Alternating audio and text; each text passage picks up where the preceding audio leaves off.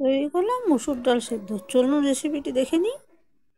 নমস্কার দর্শক বন্ধুরা, আমি চন্দ্রাগুয়া চ্যাটার্জি। আপনারা দেখছেন চন্দ্রাগুয়া সিম্পল কুইজিন।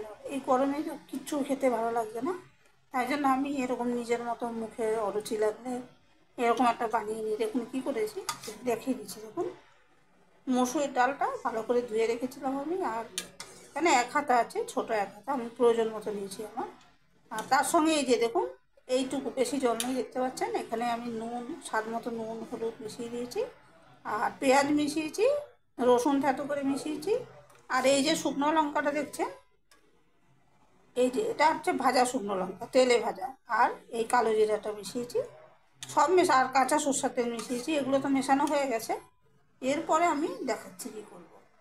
এরপরে আমি কুকারে একটুখানি জল দিয়েছি, যাতে বাটিটা এমনি জাস্ট বসে থাকে। বেশি বেশি জল দিলে যখন এটা ফুটবে তখন উল্টে যেতে পারে বাটিটা। আর এই যে বাটিটা বসিয়ে দিয়েছি, আর এই চামচটা আমি এখন তুলে নেব। তুলে একটা ঢাকা দিয়ে দেবো, দিয়ে কুকারে কয়েকটা হুইসেল, আমি কুকারটা বন্ধ করে হুইসেল দিয়ে নেব। এবার বাটিটা আমি ঢাকা দিয়ে দিয়েছি। এরপর আমি কুকারটা বন্ধ করে কয়েকটা হুইসেল হলে এটা বন্ধ করে দেবো।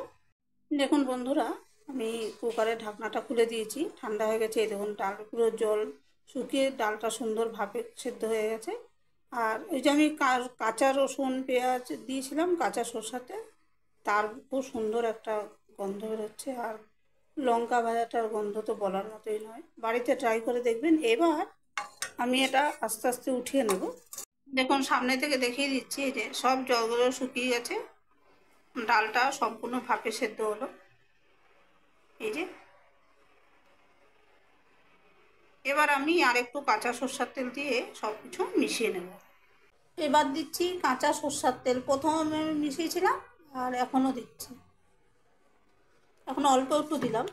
এবার এই কাঁচা সর্ষের তেলটা আমি সঙ্গে ভালো করে মিশিয়ে নিচ্ছি। মিশিয়ে নিয়ে আমি আবার দেখাচ্ছি।